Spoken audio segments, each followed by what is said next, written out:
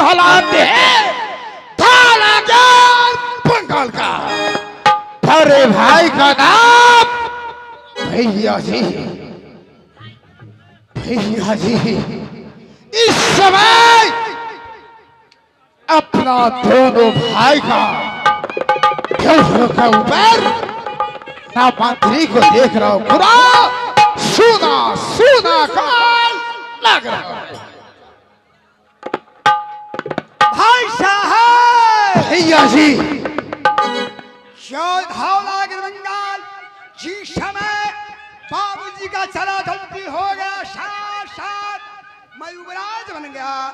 ठीक है भैया जी। से मैंने प्रण किया, बाबा ब्रह्मा से वरदान लिया कि हे बाबा ब्रह्मा, जब मैं जीवित में रहूं धौलागिरी बंगाल में, हमारे बाबूजी किसी का ससुर नहीं बन सकते हैं, साथ मैं किसी का साला नहीं बनूंगा।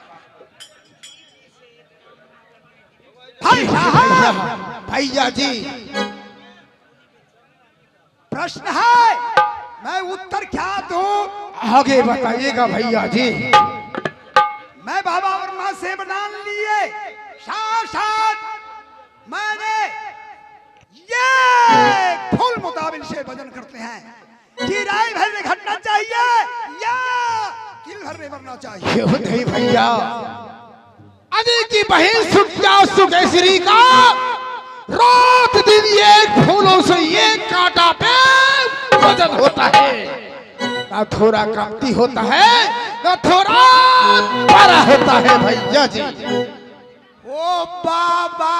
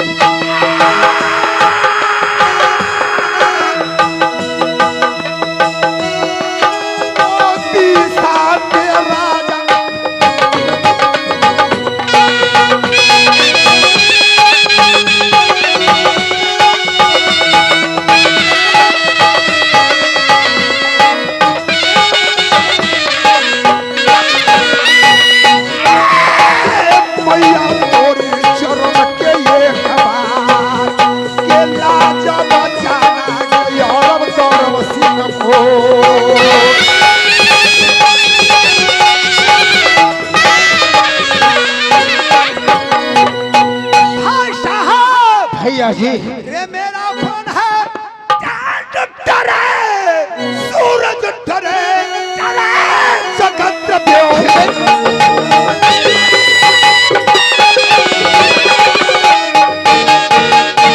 चांद डरे सूरज डरे जगत व्यवहार सिंह का वचन डरे कहा सत्य।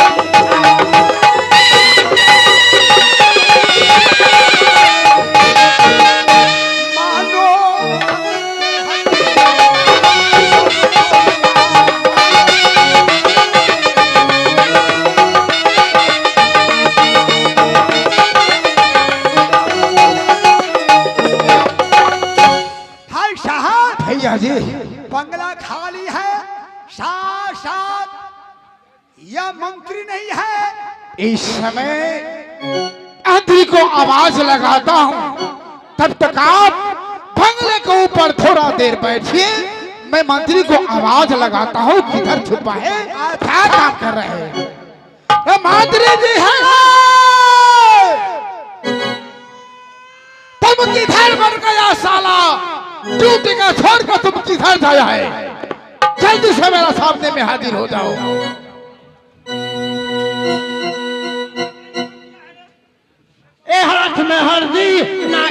है सर्दी, हाथ में हल्दी, नाक में सर्दी, पेट फूला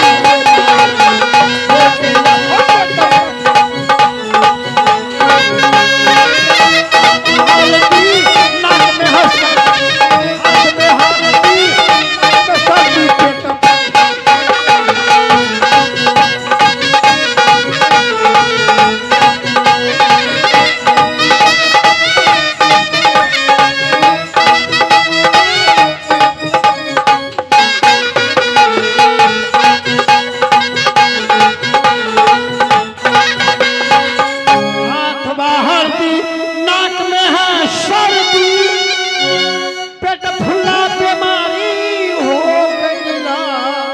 हाथ में हल्दी, नाक में सर्दी, पेट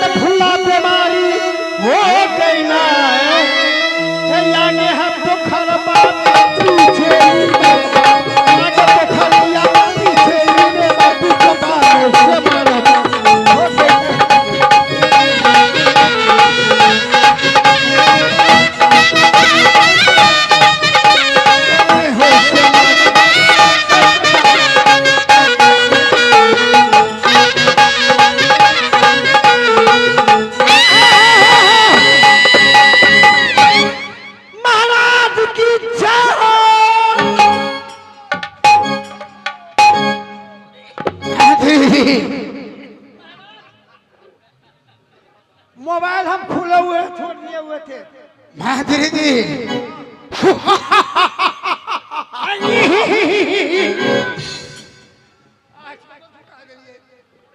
निकालो तेहन खाना ये मिली है सौसर निकाल वाला पैसा वाला दे। तब तुम देख रहे हैं दोनों भाई देवी के ऊपर है, तुम उस साला का बात इस वक्त किधर बढ़ जाता है ये पहले बताओ।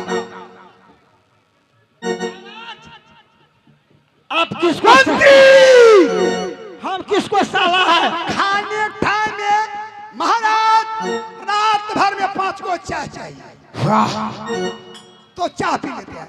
जब शाम को टाइम होते हैं महाराज, मान लीजिए खाना खा कर आए हुए वही खाना पर कब चाय पिए साला खरीदेला आज आ रहा है कितने बाजू कहे जा मुंह लागल बने जी साला साला खान का जी महाधीरे जी बहान तो देखो बड़ी नहीं चाहिए।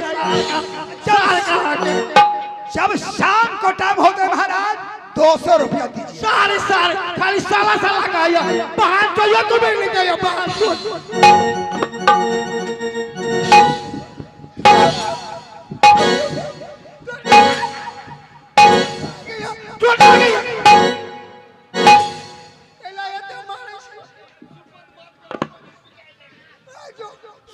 बात में हम खा ले दरबार है महाराज को बंगला है, तुम जानते हो हमारे बड़े महाराज बंगला उपस्थित है। शाह जनता को पानी पिलाना है, पान को अट्टा लाना है, थोला में पहले ले लेते हो, काम के वक्त में त्रुटि है। देखिए महाराज जब जनता को पानी पिलाना है तो कितने कल गड़वा दिए हुए हैं, देवाल में भी पानी पीने के लिए छुरा लगा दिए हुए, उसमें पानी पीना चाहिए। सुनो रोज डेली तुम्हारा काम खान है हमारे दरबार में कि धर्म कांटे पर ये फूल के मुताबिक। भैया जी इस समय बहन सुखिया सुगेश्वरी के बोले आदान और दोनों भाई जैसे हर रोज सुखिया सुगेश्वरी को ये फूल पे काटा किया करते थे, उसी तरह आज हम दोनों भाई का साथ, दोनों भाई एक जगह रहेगा, दोनों भाई बाजार डाल कर देखेंगे और हर रोज जैसे फूल को काटा करते थे वैसे आज भी काटा किया जाए। मंत्री जी बहन सुखिया सुगेश्वरी को बुला जाए और पद्मा माल इन फूल लेके आया है तो उनको पूछो फूल लेके आया और फूल को ये कटा पे किया जाए। बहन महाराज की जैसा क्या हो जल्दी किया जाए, महाराज सुजा महल में देर नहीं करो, जल्दी किया जाए। भैया जी इस रात बंगले के ऊपर बैठे हैं, देख रहा हूँ कब तक आता है मंत्री, आता ही होगा। तब तक मैं दोनों भाई जाता हूँ, बंगले ऊपर बैठेगा, थोड़ा इंतजार करूंगा।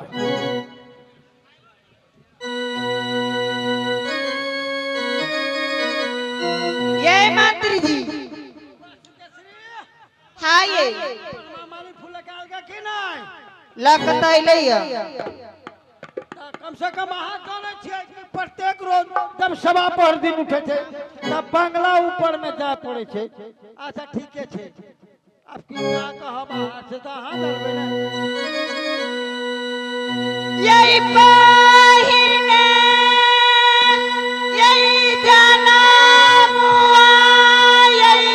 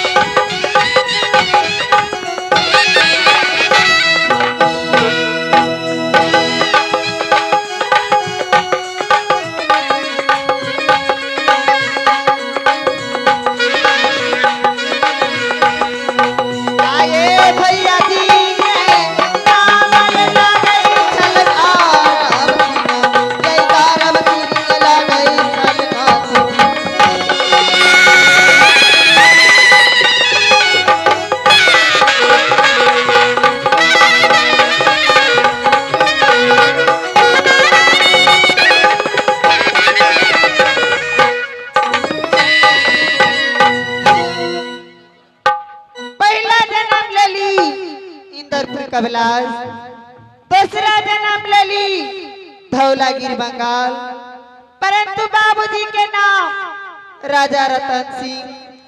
उनके जागी पैदा ले ली 4 बालक। तैने बार भैया के नाम औरब सिंह, छोट भैया के नाम दौरव सिंह, हमरे नाम लगैया सुगिया, हमरा से छोट बहन के नाम लगे सुगेश्वरी। 100 हाथी के बल हमरा भैया औरब सिंह के, 50 हाथी के बल हमरा भैया दौरव सिंह के, 10 हाथी के बल हमरा मंत्री साहेब के। लिया इस समय हम जा रहल छी। 12 बरिस के मेरे धौलागिरी बंगाल ने हमरा बीत गेले। धान का चार भ गेलिए, फिर भी हमरा बारे में हमर चंडलबा भैया कुछ नहीं सोचल के। हमर बहिन से हो बढ़ल जा रहल है, हमरा बारे में नहीं सोचल के। तो कने हमरा बहिनों के बारे में सोच ली थी ना। लिया इस समय हम जा रहल छी। यही भैया जी भौजू की बारी आई नामुआ बताए वो।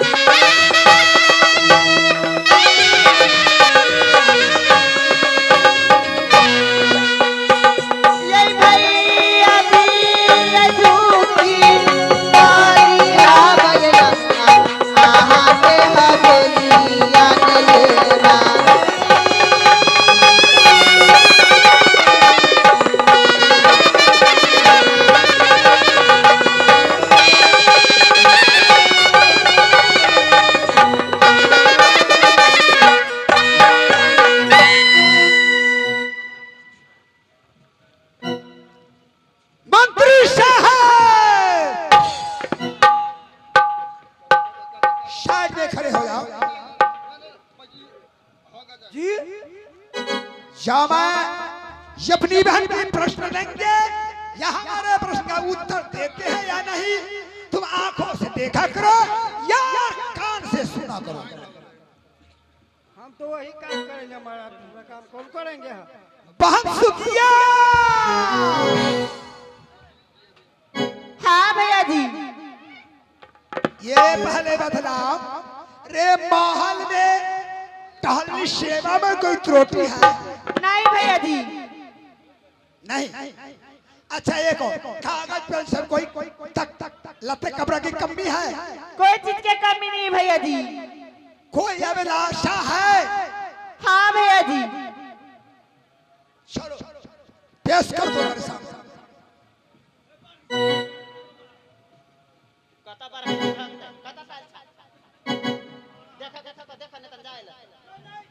महाराज रे बउआ का दुनू टाइम भात चावल होबे करे थे, पचवड़िया दुकान में नाश्ता होबे करे थे। हाँ ये नहीं भाई के हाँ ये मंत्री जी। कोनो कमी है? जय दिन जय धौलागिरी बंगाल ने दोनों बहन जन्म ले ली, त नहीं लत्ता कपड़ा ने कमी भेले, नहीं लीट कॉपी के कमी भेले। पर मन में एक चीज के अभिलाषा लागल हब। एहन कौन चीज का अभिलाषा है? नित दिन दोनों बहन सीत के उठे छी त नहाइते सोनाइते लेट भ जाइया। स्कूल जाय छी पढ़ त मास्टर साहब मारिए दोनों बहन के लेट भ जाए। तो एक तो सुंदर अंदराते ने मंदिर बना दी थी भोला बाबा के ना, तो दोनों बहन पूजा करके स्कूल जेती पढ़ के लागी।